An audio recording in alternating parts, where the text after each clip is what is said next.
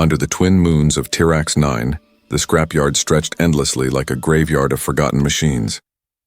Towers of rusted metal and shattered droids cast long shadows across the cracked ground. The air smelled of oil and cold iron, and the only sound was the wind, soft, hollow, and full of whispers. Among the piles of broken metal lay a shape that was not machine. Half buried under rust and dust, an alien girl lay still. Her pale skin shimmered faintly under the moon's light, and her silver eyes, half open, reflected the stars above. She could not move. Her spine was fused with a broken neural chip, and one of her arms hung useless. The girl's name was Lyra, though no one had spoken it in a long time. Her family had left her here, left her to rot with the junk. Far across the scrapyard, the sound of an engine echoed. A small hover truck rattled into view, its lights cutting through the gloom. The driver was Evan, a human scavenger. His clothes were dirty, his hands rough from years of work, but his eyes were sharp. He came here every night to collect scraps for the local trading post. He stopped near a pile of broken bots and sighed. "Same old junk," he muttered, climbing down. His boots crunched against metal fragments. He carried a scanner and began to search for anything worth salvaging. Then he heard something strange, a sound that didn't belong to machines. It was soft, weak, a faint hum mixed with a whisper. At first, Evan thought it was just a dying battery, but when he turned his light toward the noise, his heart froze. There she was, a girl among the junk. Her skin looked smooth like porcelain, her body half covered by wires and dust. For a moment, Evan thought she was just a broken android, but then her lips trembled. A whisper came out, barely a breath. "Help!" Evan stepped back. His flashlight shook in his hand. "You're alive?" he whispered. Her eyes moved slightly, faintly glowing silver in the dark. She blinked, slow and heavy, like it took all her strength. "Please," she breathed again, voice mechanical but filled with pain. Evan's heart pounded. He looked around. No one came here, no one dared to. The scrapyard was dangerous, full of scavengers and thieves. If anyone else found her, they would strip her for parts. He knelt beside her carefully. "Hey, can you hear me?" "What happened?" No answer. Only a faint hum from her damaged spine. Wires sparked softly under her back. Evan saw that someone had ripped out her energy core. Whoever left her here wanted her to die slowly. Then, in the distance, a new sound cut through the air. Voices. Alien voices. Harsh, guttural tones carried by the wind. Scavengers. They were coming back. Evan turned off his light and crouched low. The voices grew louder, mixed with laughter and metal clanks.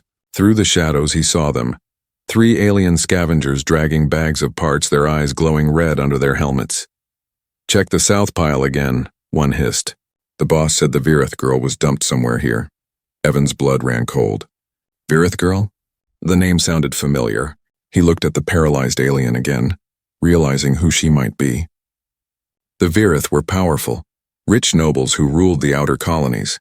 What was one of them doing here, dying in the trash? He had no time to think. The scavengers were getting closer. Lyra's breathing grew faster. She tried to speak but only managed a broken sound. Evan gently covered her with an old tarp and whispered, "Don't move. Don't make a sound." The aliens passed by, their light sweeping across the junk piles. One of them kicked a metal shell and cursed. "Nothing here but rust," he grunted. "Let's go," another said. "If she's still alive, she won't be for long." Their laughter faded into the night and silence returned. Evan exhaled shakily. He lifted the tarp and looked at the girl again. She was still, her eyes half closed. He could leave now, pretend he saw nothing. That's what anyone else would do. But something about her, something in that weak whisper, wouldn't let him. Evan looked at his hover truck, then at her again. He sighed. "All right, kid," he said softly. "Let's get you out of here." He lifted her carefully into his arms. She was light, almost weightless. Her skin felt cold as stone. As he carried her to his truck, a single tear rolled down her cheek. Maybe it was oil. Maybe it was real. The engine roared to life, and the truck rolled away from the scrapyard, leaving behind the endless silence. But as they disappeared into the desert, one of the scavengers stepped out from the shadows. He had stayed behind, watching. His red eyes glowed as he whispered into his communicator. The human took her. "Tell the Virith family." The wind howled again, covering the scrapyard in dust, and in the cold night of Tirax 9, a forgotten story had just begun. The hover truck rattled across the desert plains, its weak lights flickering as sand clouds chased behind it. Inside, Evan kept glancing at the pale figure lying across the back seat. The alien girl was still breathing, but barely. Her chest rose and fell in slow, painful waves. Every few seconds, her body twitched with small sparks from her broken implants. Evan tightened his grip on the steering wheel. He didn't know what he had just done. Saving an alien girl dumped by her own people wasn't part of his plan. He was supposed to grab a few metal scraps, sell them, and get enough credits to eat for the week. Now he was driving with what could be a corpse, or worse, a political target in his truck. When he finally reached his small repair shack on the edge of the settlement, he quickly pulled her out. The air was cold, filled with dust and the smell of burned metal. His shack was nothing more than a converted cargo pod, but it had a med drone and an old repair table, good enough to save a dying machine, maybe not a dying person. He laid her carefully on the table and activated the med drone. The drone's green light scanned her body and beeped. Critical spinal damage. Cybernetic systems offline. Biological systems at 7%. Immediate intervention required. Evan rubbed the back of his neck. "Yeah, I figured that out," he muttered. He started removing burnt wires from her back, careful not to cause more harm. Her body shivered at every touch. When he reattached one of the cables, her eyes snapped open. Silver light flashed and she gasped. Her voice came out weak, mechanical, almost broken. Where am I?" Evan leaned closer. "Safe for now. You were in the scrapyard. I found you." Her eyes moved slowly, studying him. "A human?" she whispered, confusion in her tone. "Last I checked," he replied dryly, trying to hide his nerves. "You're lucky I heard you. Another hour and you'd be gone." She looked away, her voice trembling. "You shouldn't have helped me." Evan frowned. "Excuse me? My family will send hunters." "They will kill you for touching me," she said weakly. "They do not want me alive." Evan froze for a second, staring at her. The med drone's soft hum filled the silence. "Your family did this?" She didn't answer. Her eyes closed again, as if even speaking those words drained her strength. Evan sighed. "Well, too bad. I already did." He worked for hours, cleaning damaged circuits, sealing open wounds, and connecting temporary energy wires to her core. The med drone warned him about her unstable systems, but he ignored it. He had fixed ships, bots, and even alien engines, but this was different. This was someone's life. When dawn broke, faint orange light filled the shack. The girl stirred slightly, her breathing steadier. She opened her eyes again, softer now. "Why?" she asked suddenly. "Why help me?" Evan stopped tightening a screw and stared at her. "You needed help. Isn't that enough?" She blinked, confused. "Humans are not known for mercy. My people said your kind helps only for reward." He gave a small, tired laugh. "Then your people haven't met the right kind of humans." Her silver eyes softened a little. "You risk your life. For a stranger?" Evan shrugged. "Yeah, call it bad habit." The conversation ended when the med drone beeped again. "Stabilization complete. Patient requires rest." Evan stepped away, finally breathing out. His hands shook slightly. He hadn't realized how tense he was. He wiped sweat from his forehead and looked at her one last time. "Rest now. We'll figure out the rest later." He walked outside, leaning against the doorframe as the twin suns began to rise. The desert looked endless, painted gold and red. He knew this wasn't over. The scavengers had seen his truck. Someone, somewhere, would know he took her. Inside the shack, Lyra opened her eyes again when she was alone. Her gaze drifted to a small metal emblem near the repair. Tools. The insignia of Earth's frontier workers. Humans. Outcasts. Survivors. She didn't understand them.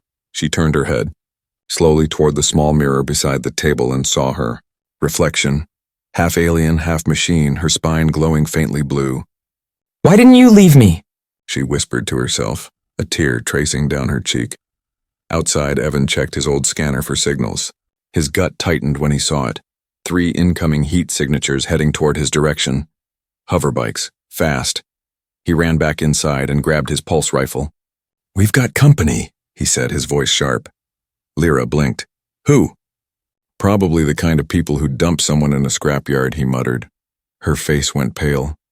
"They found us." Evan's heart pounded. He took one last look at her fragile form. He had 2 choices. Run and save himself or stand and fight for someone who wasn't even human. He sighed, loading his weapon. Guess I'm sticking with bad habits. The sound of engines grew louder outside. Dust clouds rose on the horizon. Lyra watched him through trembling eyes, and for the first time something new flickered inside her heart. Hope. The human hadn't walked away.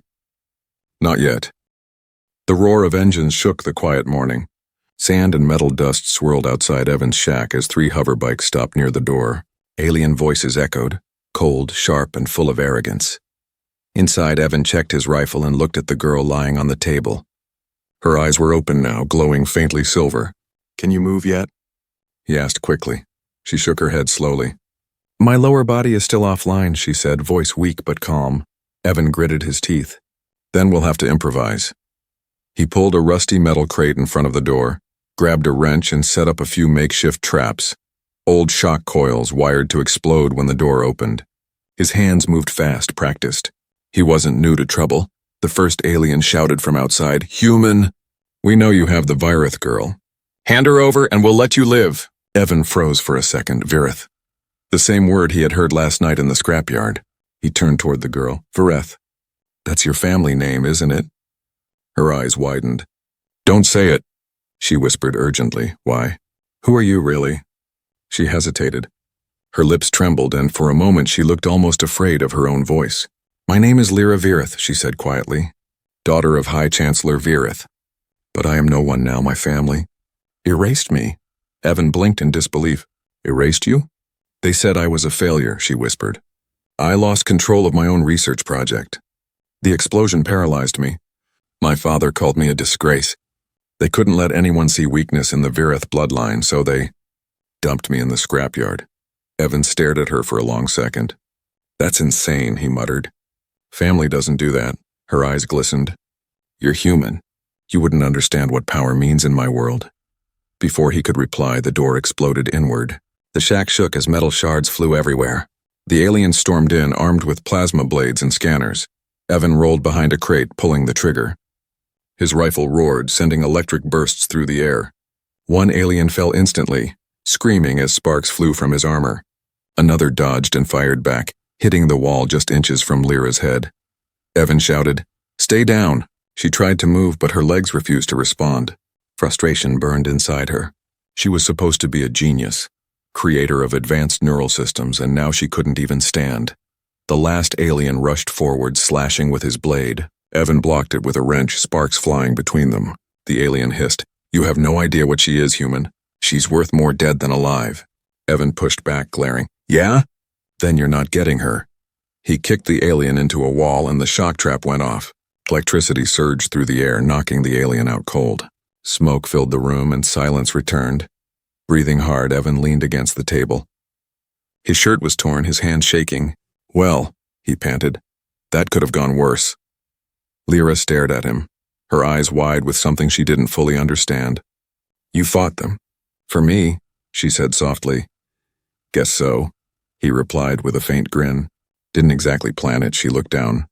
"You risked your life for someone you just met. Why?" Evan wiped sweat from his brow. "Because no one else would." Her gaze dropped to her hands, cold mechanical fingers she had once designed herself. "You're strange, human," she murmured. "My people say your kind are violent, greedy, and foolish." Evan chuckled weakly. "They're not wrong. But sometimes we surprise people." The med drone beeped, scanning her systems again.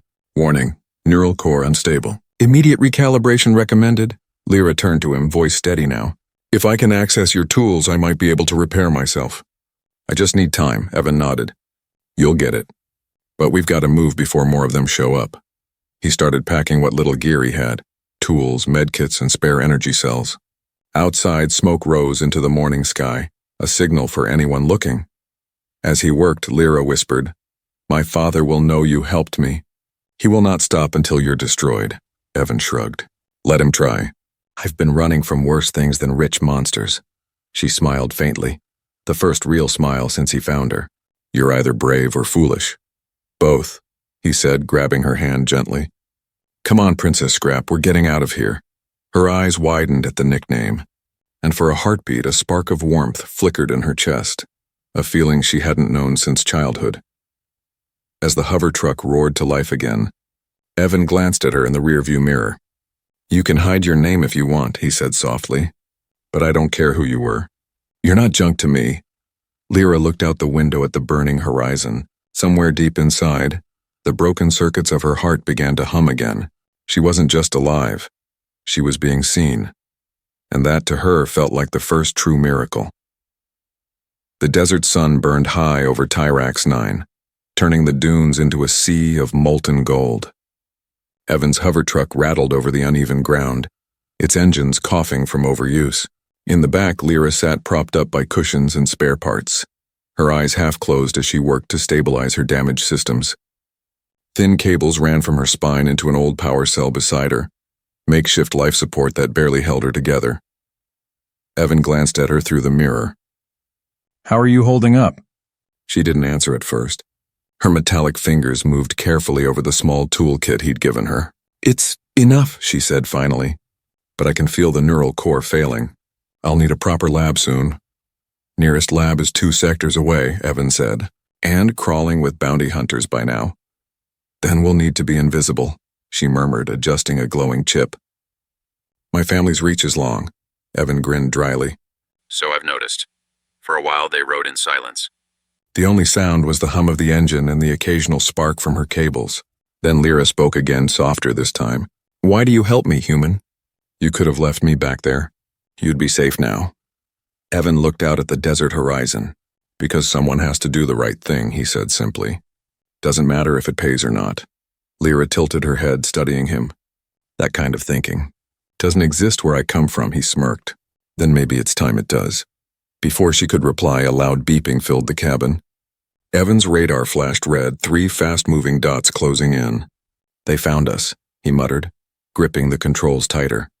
Within seconds, 3 sleek hunter crafts appeared behind them, their engines roaring. Plasma bolts shot through the air, missing the truck by inches. Evan jerked the wheel, sending sand flying. "Hold on," he shouted. Lyra clung to the side, her system screaming warnings. "They won't stop," she said through clenched teeth. "They're family guards. My father must have doubled the reward." Evan cursed under his breath. "Then we make them work for it." He veered the truck into a canyon of jagged metal and stone, an old mining field filled with rusted cranes and buried ships. The hunters followed close, their lights cutting through the dust. "Evan," Lyra said suddenly, "the left storage panel, there's an energy core inside. If we overload it, we can cause a burst when they get close. That'll fry everything we've got," he warned. "Better that than dying," she replied firmly. He looked at her, weak, broken yet fierce, and nodded. "You really are something, Lyra." Together they worked fast. Lyra connected her neural cables to the truck's systems, her mind linking directly to its circuits. Evan set the energy core for overload, sweat dripping down his neck. "On my mark," she said, her voice now steady and commanding. 3, 2, 1, now!" A blinding surge of light erupted behind them. The first 2 hunter crafts exploded instantly, swallowed by the shockwave. The third swerved away just in time, but its system sputtered out, crashing into the canyon wall. Evan whooped, half laughing, half coughing. "Remind me never to doubt you again." But Lyra didn't answer. Her body went limp, eyes flickering. "Lyra!" He stopped the truck and rushed to her side. Her circuits sparked wildly. The neural overload had drained her. He connected her life cables back to his power cell, ignoring the electric shock that jolted his arm. "Come on, stay with me," he muttered. "You didn't just blow up half the desert to quit now." Her eyes fluttered open. "I'm still here," she whispered faintly. Evan smiled in relief. "Good, you scared me for a second." She looked at him weakly. "You risked everything for me again. Why? You'll get nothing out of this." Evan leaned back, his face calm but his voice rough. "Maybe not. But I'm tired of seeing people thrown away. You're not junk, Lyra, not to me." Her lips trembled slightly, but no words came. For the first time in her life, someone had said those words, not as pity, but as truth. That night, they hid inside a hollowed cargo ship at the edge of the canyon. Lyra rested against the cold wall, watching the stars through the broken roof. Evan sat nearby, cleaning his rifle and keeping watch. In the silence, she finally spoke again. "My people believe humans are beneath us," she said softly. But tonight one human did more for me than my entire family ever did. Evan didn't look up. Funny thing about humans, he said. We may not be the smartest or the strongest, but we don't give up on people. Lyra's eyes softened. Then maybe that's what real strength is. Outside, a faint blue flare rose in the distance, another signal from the Vireth hunters. More would come. Lyra's family wasn't done. Evan looked at her and said quietly, "Whatever comes next, we face it together." Lyra nodded, a faint spark of determination glowing in her silver eyes. "Together," she agreed. And for the first time since she was thrown away, she no longer felt like discarded scrap. She felt alive, and she wasn't alone anymore. Night swallowed the desert, broken only by the dim blue light of the crashed ship's interior. The air was thick with burnt ozone, and the silence outside pressed heavy against the hull. Evan sat beside a faintly glowing monitor, his hand wrapped around a mug of bitter synth coffee. Across from him, Lyra lay connected to a network of wires, her breathing shallow but steady. Every few minutes, her fingers twitched as the circuits in her spine realigned. Her once proud eyes, silver and sharp, were dull from exhaustion, yet behind them, a spark of determination remained. Evan rubbed his forehead and muttered, "We can't keep running forever." Her voice, soft but clear, broke the silence. "You say that, but you keep going. You could have left me. Why haven't you?" He looked up at her, eyes tired yet kind. "Because when I was younger, someone left me too." Lyra's gaze lingered on him, waiting. "My colony was attacked," he said quietly. "Pirates. My family didn't make it. The company ships that came later, they only saved the ones who could pay. I didn't have anyone. So yeah, maybe I just got tired of watching people get thrown away." Lyra didn't speak. She simply looked at him differently after that, not as a rescuer, but as someone who understood what being forgotten felt like. Outside, the wind howled through the canyon. Evan stood scanning the horizon through a cracked viewport. "They'll be tracking us by now. Your family won't give up easily." "They never do," she said bitterly. "Honor means everything to them, even if it means blood," Evan sighed. "Then we'll just have to outrun their pride." He crossed the room and began loading supplies into a smaller shuttle hidden inside the wreck. "This old bird might still fly if I kick her hard enough." Lyra tried to smile. "Humans, always fixing things that should be dead." He grinned faintly. "You'd be surprised how often that works." With some effort, he lifted her into the co-pilot seat. Her systems flickered as she connected to the ship's console. Instantly, the dull screens lit up brighter. "I can help manage the controls," she said, her voice steadier. "If you trust me, do I have a choice?" He said, smirking. She smirked back, weakly but real. "No." As the engines roared to life, the old ship groaned like a dying beast, but it lifted off the ground, sand swirling in a storm below. The stars spread out before them, endless and cold. They flew through the night sky, crossing the thin atmosphere and into orbit. Evan stared at the stars as the desert faded beneath them. "You ever miss it?" he asked. "Miss what?" "You're home." "Before all this," Lyra's eyes softened. "Sometimes. But it wasn't really home, not for someone like me. My kind values perfection. I was born different. Too curious, too human, they said. Too human." Evan chuckled. "That's not exactly an insult where I'm from." She smiled faintly. "It was on Tirax." For a while, they flew in silence. Then alarms suddenly blared. 3 red blips appeared on the radar. Evan cursed. "We've got company again." Lyra's hands moved quickly over the console, her mechanical mind syncing with the ship's systems. "They're interceptors, Vireth design. My father's fleet." "Of course it is," Evan muttered, slamming the throttle. The old ship lurched forward, weaving between chunks of space debris. Plasma bolts streaked past the windows. "I'll jam their targeting scanners," Lyra said, plugging a cable from her neck into the ship's interface. Her eyes flashed bright silver as data streamed through her mind. Evan felt the ship surge with power. "You're really doing it." "I was a scientist, remember?" she said, though her voice trembled. "Before I became trash." He glanced at her and smiled. "You're not trash." "Not anymore." The lead interceptor fired a missile. Evan twisted the controls, but the blast rocked the ship violently. Lyra cried out, sparks flying from her implants. "Evan, I can't. Hold the link." He reached over and grabbed her hand, grounding her with his touch. "Hey, you're not alone in this." "Stay with me." Her breathing steadied, her strength returning. "I'm here," she said, and her fingers danced across the console one last time. A massive pulse wave erupted from their ship, disabling all 3 interceptors. They drifted powerless in space as Evan's ship escaped into the dark void. Silence filled the cabin again, broken only by their breathing. Evan looked at her, amazed. "You just outsmarted your entire fleet." Lyra leaned back, exhausted but smiling. "No, and we did." He grinned. "You really don't quit, do you?" She looked at him with soft eyes. "Neither do you, human." For the first time since their worlds collided, they both felt it. A fragile, unspoken bond born not of blood or duty, but of survival and stubborn hope. Outside, the stars shimmered quietly, and for a brief moment, it felt like the galaxy itself was watching them, waiting for what they would do next. Evan set a course for the unknown and said softly, "Let's see how far we can go." Lyra closed her eyes and whispered, "Together," and the ship vanished into the night, leaving behind 2 worlds that had both tried and failed to destroy them. The ship drifted through the endless dark, its engines whispering softly against the silence of space. Stars passed like silver dust outside the window. Evan sat in the pilot's chair, one hand resting on the controls, the other holding a cup of cold coffee he had forgotten to drink.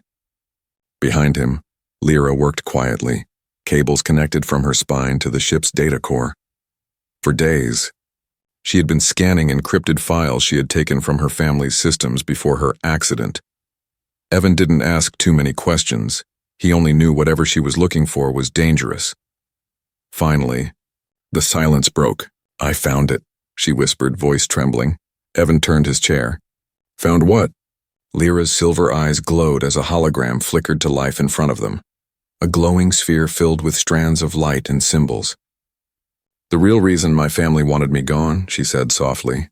"And maybe the reason your kind was never supposed to know the truth." Evan frowned. "You mean humans?" "Yes," she said.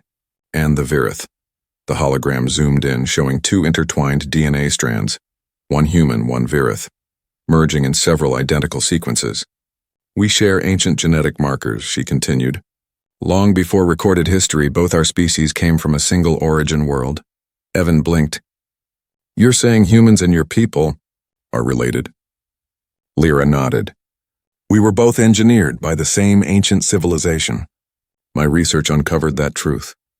My father called it blasphemy. He said it would destroy the Virith Empire if anyone knew." She turned to him, her voice filled with emotion. "He silenced me, Evan. The accident wasn't an accident. They sabotaged my lab and erased my name from the archives. They told the galaxy I died." Evan sat back, stunned. "All because you told the truth?" Her expression hardened. "Because I proved that the Virith are not gods. We're not pure. We're not superior.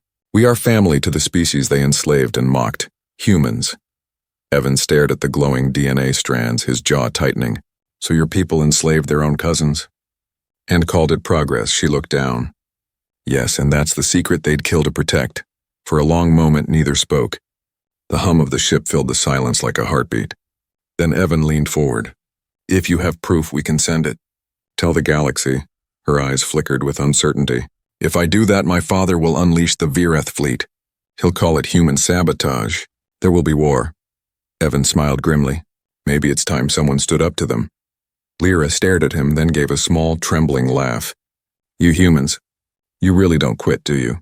He shrugged. "Comes with the species." She hesitated, then began typing on the console.